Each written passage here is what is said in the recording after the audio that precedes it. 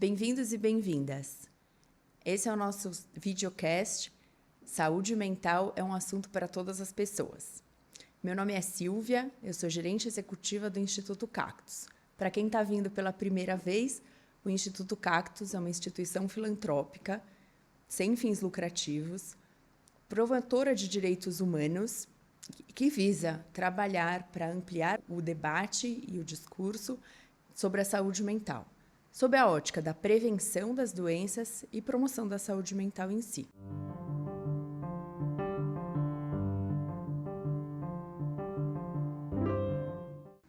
Hoje eu recebo o Dr. Márcio Bernick, psiquiatra, professor da Faculdade de Medicina da USP e coordenador do Laboratório de Ansiedade. Tá certo? Certo, perfeito, Silvia. Obrigado pelo convite, Silvia. É um prazer estar aqui com o pessoal do Cactus, que eu já conheço de maneira telemétrica durante algum tempo. Agora tive o prazer de estar aqui pessoalmente e espero poder ajudar no que for possível.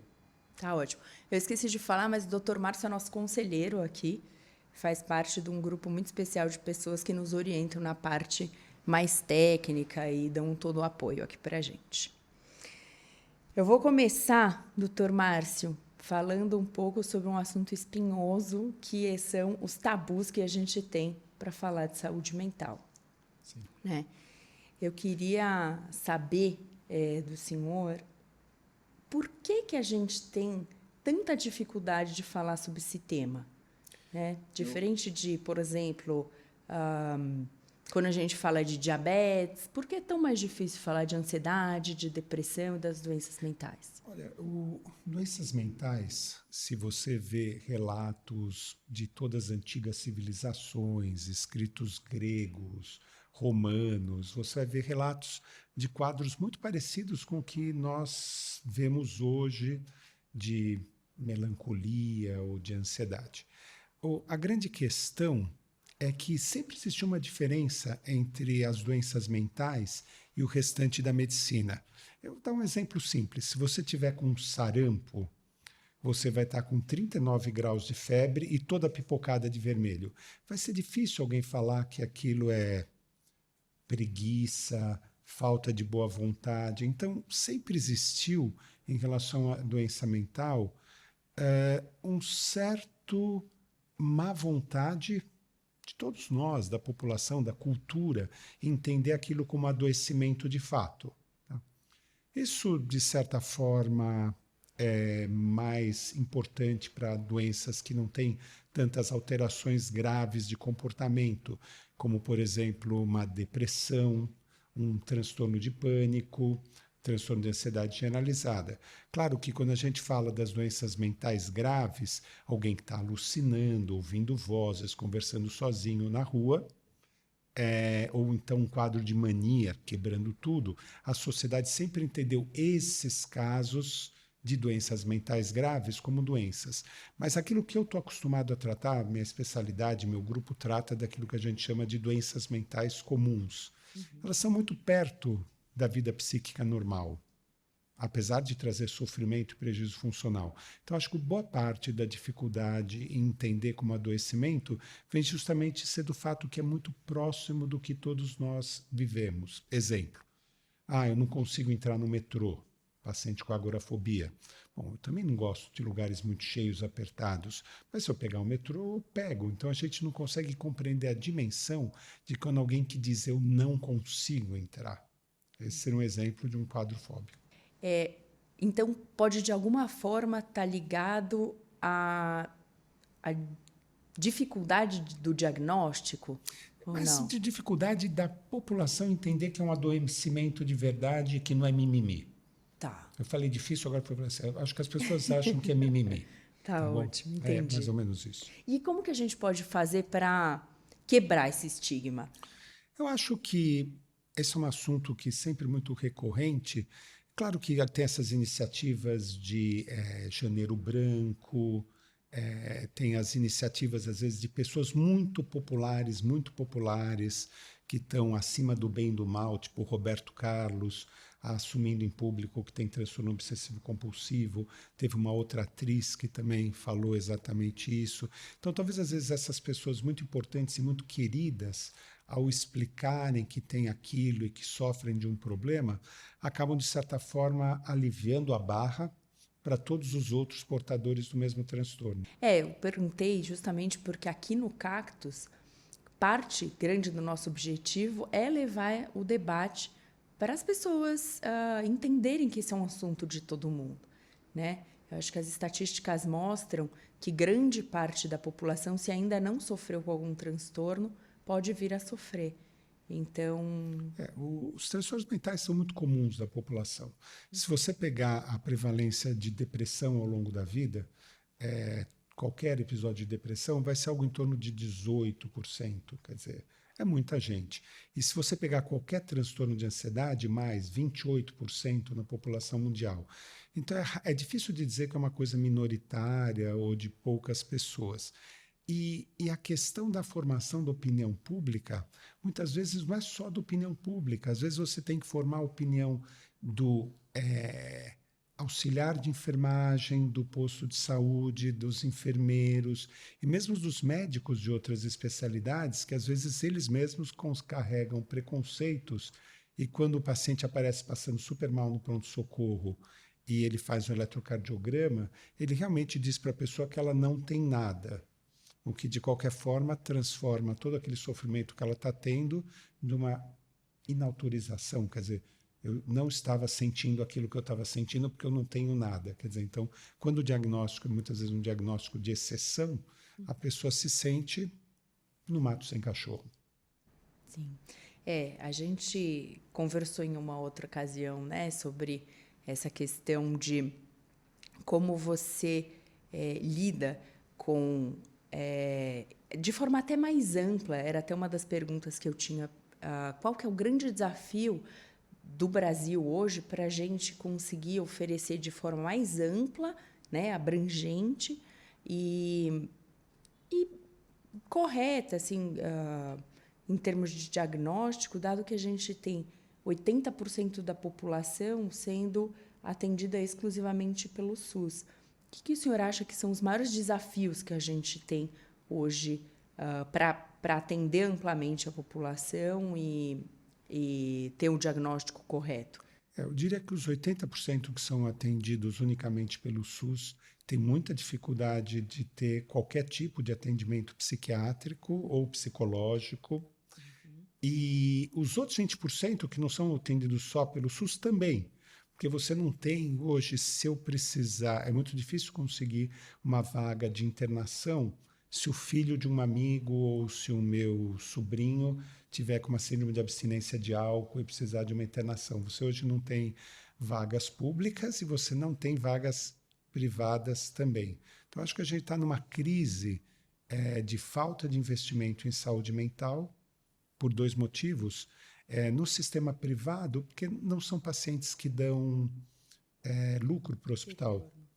São pacientes que não usam sala cirúrgica, eles não fazem exames e eles causam problemas às vezes. Né?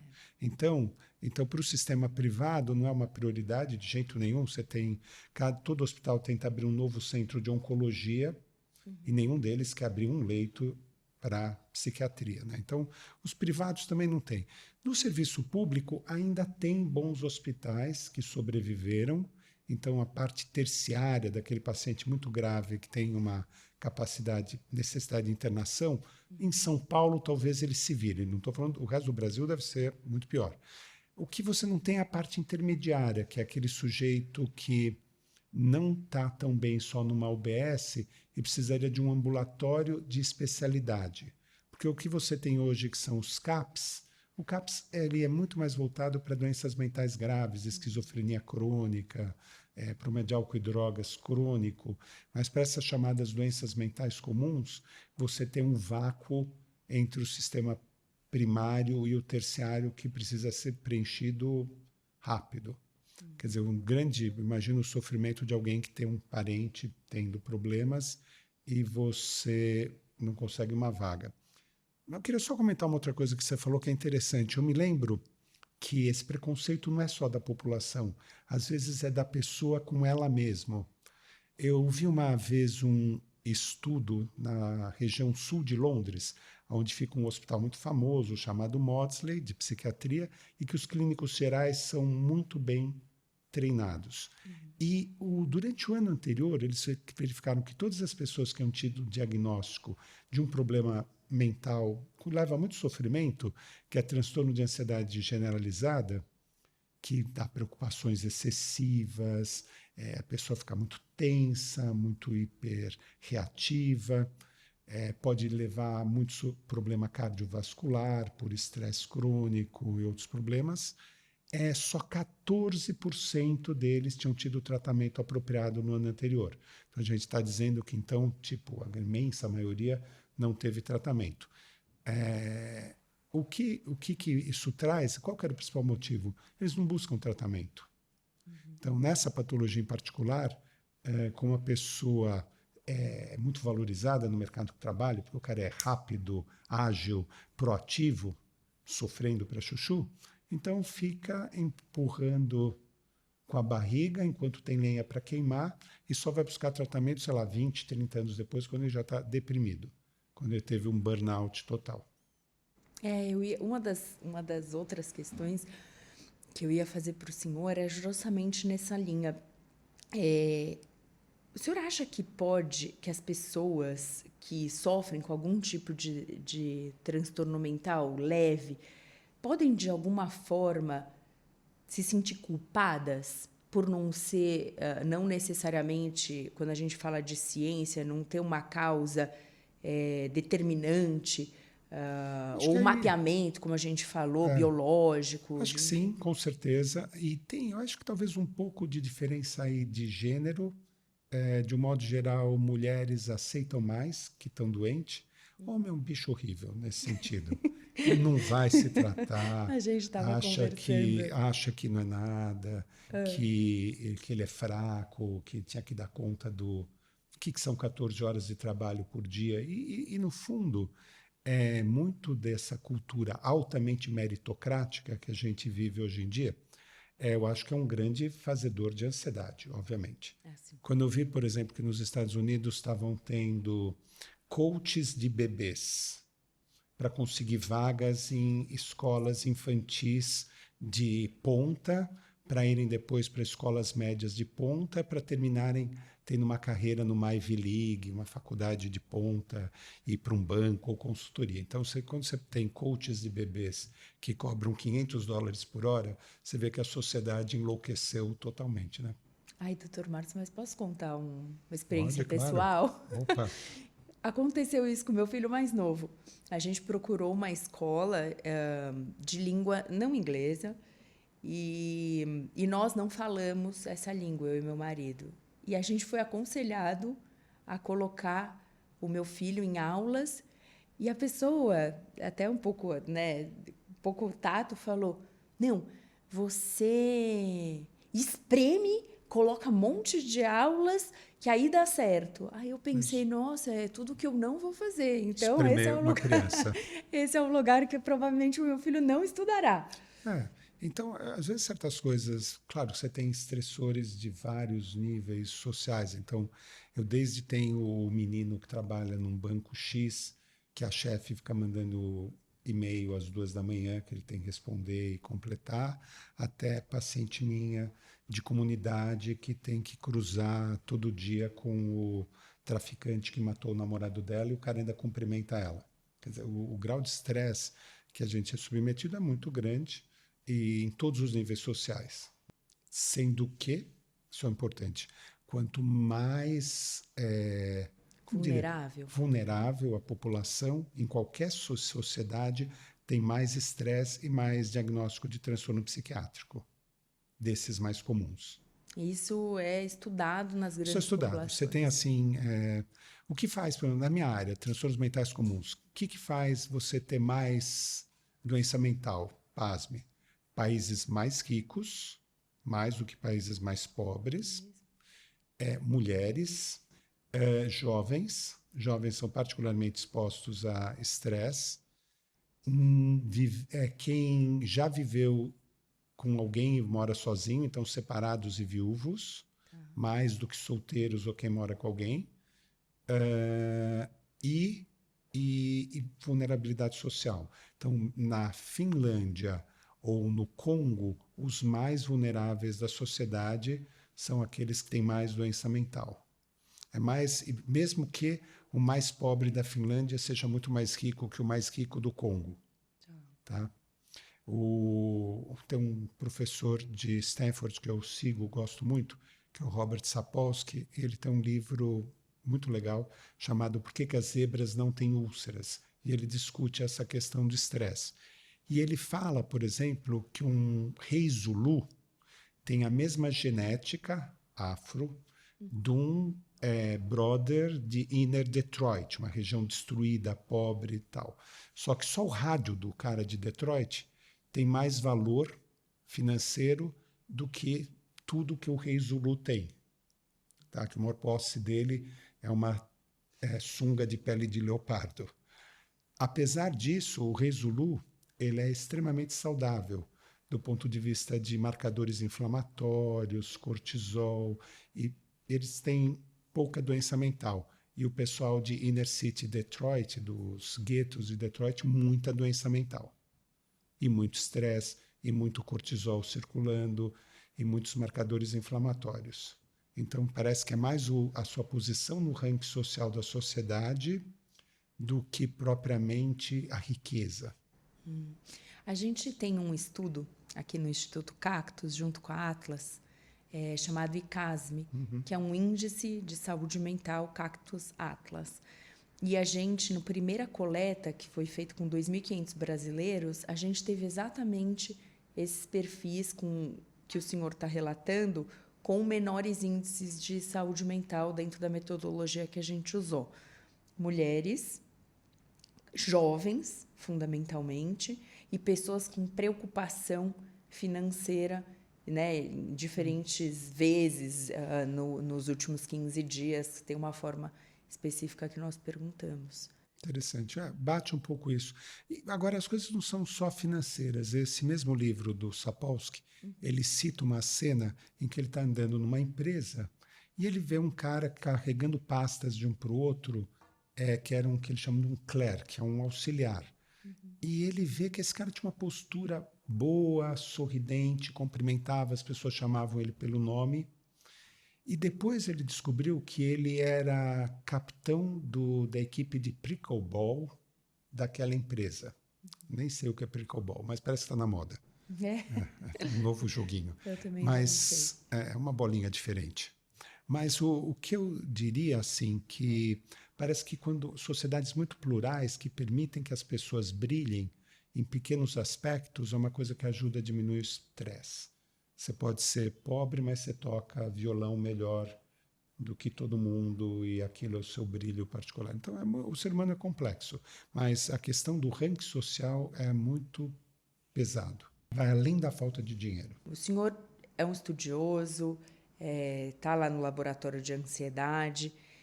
Eu queria, desse mundo acadêmico, da academia, o que nos últimos anos a gente teve de descobertas que o senhor acha que, ou que a gente ainda está trabalhando para, que pode ser um grande divisor de águas, ou que foi um grande divisor de águas nessa parte de conhecimento humano sobre... Essa é talvez, se eu dissesse, um dos grandes problemas da academia, é essa coisa translacional, de você pegar o conhecimento e levar de uma forma útil para a sociedade. Tanto que você tem até hoje em dia repórteres que são, de certa forma, especializados em fazer notícias sobre ciência, de modo que as pessoas entendam. Em psiquiatria, especificamente na minha área de transtornos de ansiedade, algumas coisas são importantes, né? Não obrigatoriamente estudos que eu fiz, mas existe uma carga genética muito grande em alguns transtornos de ansiedade, né? Se a gente pensa, por exemplo, no transtorno do pânico, a chance de ocorrência do fenômeno, que a gente chama de variância, ela é de 70% para fatores herdados, biológicos. Então, muitas vezes a pessoa se sente culpada porque tomou muito café, por isso que teve a crise de pânico, e elas nunca mais pararam. Então, o fato de saber que é uma doença que às vezes tem uma base genética importante, muitas delas, dá um certo alívio de culpa, que eu acho que ninguém precisa se sentir culpado por ter um problema, né? Gaste sua energia para resolver, não para ficar remoendo por que você teve, né? Ótimo ponto. Então, isso é uma coisa importante. Uma questão importante é que estresse ajuda a desencadear. Então, se você tiver a vulnerabilidade biológica e estiver submetido a muito estresse, vai piorar. E estresse é justamente situações de pressão, excesso de jornadas de trabalho, longos percursos de transporte até o trabalho, assim vai. Estresse crônico, ter alguém doente em casa, aquele avô, pai com um derrame na cama, que aquilo deixa toda a família numa situação muito ruim. Isso é importante. A importância, isso é uma coisa de questões gerais de vida. Por exemplo, exercício físico, alimentação não muito rica em gorduras, que são coisas que reduzem o processo inflamatório das artérias e do cérebro. Existem hoje marcadores de inflamação no corpo e no cérebro. Então, certas questões de qualidade de vida, como, por exemplo, exercício físico, é muito importante. São muito importantes para o tratamento até de quem tem transtorno mental e não se sabe se na prevenção, porque você não tem esses estudos, tá? Mas quem tem depressão, por exemplo, teve um estudo com 19.400 pessoas estudadas, uma meta-análise, em que mostrou que se você consegue fazer 4 vezes por semana, pelo menos 45 minutos de um exercício mais intenso, isso tem um efeito antidepressivo. Não é o size effect, não é o tamanho de efeito de um remédio, mas que ajuda bastante, ajuda, né? Então, esse é um outro... Questões de qualidade e estilo de vida são muito importantes. Mas por duas ou assuntos que eu pensei agora, mas... Bom, o óbvio que a gente tem demonstrado em estudo após estudo, medicamentos são eficazes, tá? As pessoas têm muito preconceito contra remédio psiquiátrico. Isso deve vir dos anos 50, em que o Elvis Presley enchia a cara de barbitúrico e anfetamina, a Marilyn Monroe morreu com o uso de barbitúricos, mas faz tempo e os remédios mudaram bastante desde então. Esses remédios causam dependência? Não, os que a gente usa normalmente para ansiedade, depressão, que são uma classe de drogas, são neuroléticos atípicos ou antidepressivos de uma classe específica, não causam dependência. O que causa são os remédios mais antigos, os faixa preta, que são os tranquilizantes, né? Que usa pouco hoje em dia, não está nem nos guidelines de nenhuma patologia como sendo algo útil, exceto em casos extremos, tá? E no Sistema Único de Saúde, existem alguns medicamentos que são oferecidos. Poucos, Tá, muito mas esses poucos. não. E esses são, os que tem também são bons. O que falta é opção. Tá? Outra coisa muito importante, esse é um estudo do meu grupo que a gente fez com 126 pessoas com fobia social, que a gente comparou tratamento psicológico, terapia comportamental cognitiva e tratamento farmacológico com medicamento que é a sertralina. O que mostrou muito interessante é que, embora a terapia funcione e o remédio também funciona, os pacientes que a gente conseguiu combinar o tratamento psicológico com o medicamentoso foram os que tiveram melhor resultado. Então, essa é uma coisa também muito importante, que se a pessoa tiver em dúvida entre se tratar com psicoterapia ou com medicamentos, ela vai ir melhor se ela usar os dois. Na parte de prevenção, se o senhor tem alguma dica de estratégia que a gente possa utilizar no dia a dia, porque toda vez que a gente fala de saúde mental aqui no Cactus, vem sempre a questão da doença, né? E eu acho que a gente pode considerar a saúde como a ausência da doença e vice-versa, né? De certa forma. Sim. Ou não? Sim. A definição da Organização Mundial de Saúde é bem-estar biopsicossocial. Ok. Isso, para mim, é a definição de felicidade, né?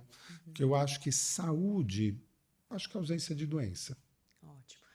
E se o senhor tivesse que dar uma dica, assim, ainda que não seja pautado Em dados objetivos. em dados Tá bom. objetivos, em estudos, em estatísticas já comprovadas? O que Faria, né? Eu acho que duas coisas. A gente pode separar prevenção primária, que é evitar que ocorram os problemas, de prevenção secundária. Prevenção secundária é importantíssimo. Por quê? Vou dar um exemplo da minha área. 4 de cada 5 casos de depressão em pessoas de meia idade foram de um jovem com transtorno de ansiedade não tratado, não identificado, nem auto-identificado, e que viveu 10, 20 anos e depois disso desenvolveu uma depressão. Então, se você aumenta a percepção das pessoas que o problema existe, percepção das pessoas de que elas podem perceber que elas estão mal, tipo um autoexame psíquico, através de um questionáriozinho qualquer. Se você perceber que o posto de saúde, os médicos clínicos gerais estão atentos a esses diagnósticos, a gente pode tratar as pessoas bem no começo da doença e elas terem uma vida muito boa.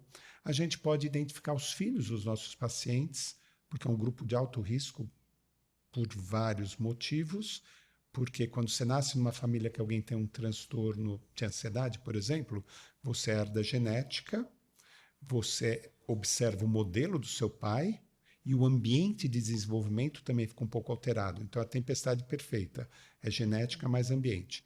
Então, os filhos dos nossos pacientes são um grupo de risco que merece ser bem estudado. Isso, então, é prevenção secundária. Prevenção primária, eu acho que é mais difícil, porque não existe tantos bons dados. Eu acho que o estímulo de bons hábitos pessoais de saúde, que inclui exercício físico, há um combate discreto a essa cultura de meritocracia alucinada, que já está sendo, várias vezes você fala em redução de jornada de trabalho, o governo americano quer reduzir de 44 para 40 horas, e isso vai fazer na cabeça das pessoas que trabalhar 60, 80 horas por semana não é legal, né? Você vai ter que ter uma boa justificativa para trabalhar 80 horas. Então, mudanças que possam diminuir o grau de estresse da população vão também ajudar. Para finalizar nossa conversa, eu tenho uma última pergunta. Na verdade, eu vou te pedir um input. A gente sabe que saúde mental é multifatorial e engloba muitos fatores, não só socioambientais, como individuais. Ok? O senhor conhece e pode dividir conosco alguma iniciativa, alguma coisa que esteja acontecendo que combine mais de uma área, por exemplo, da ciência, para que a gente tenha um tratamento ou até o diagnóstico melhor? Do ponto de vista, então, de integração de várias áreas, eu acho que existe uma série de políticas sociais que podem ser implementadas. Se a gente pensar entre fatores de risco, eu esqueci de falar, por exemplo, de 2, que é isolamento social ou consumo excessivo de álcool e drogas. Eu sei, por exemplo, de pessoas que fazem grupos de conversa ou uma coisa que o pessoal chama de safe havens cafés, que o pessoal chega e senta para conversar em lugares, comunidades expostas a muita violência, muito estresse.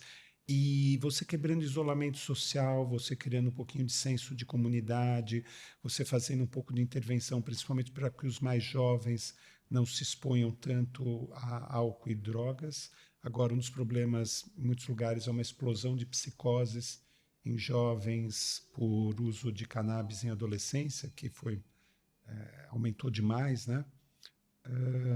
Então, essas são questões de políticas sociais. Em outros níveis, intervenções junto à RH de empresas, no sentido a que passe a levar um pouco a sério aquilo de balanço, work-life balance, quer dizer, balanço entre trabalho e vida privada.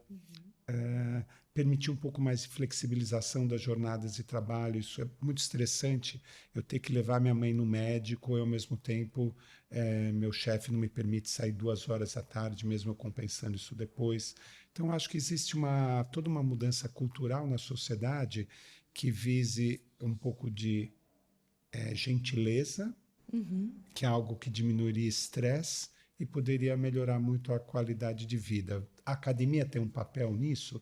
Acho que a academia tem um papel, por exemplo, em levar os profissionais que têm esse conhecimento até lugares onde eles possam falar com pessoas que fazem políticas públicas ou que fazem políticas privadas. Você fazer uma palestra para um RH de uma empresa onde tem um diretor de RH, né, agora tem um nome chique, Chief, alguma coisa Office. Human Resources Isso, Chief. HR Office, isso. Chief HR Office.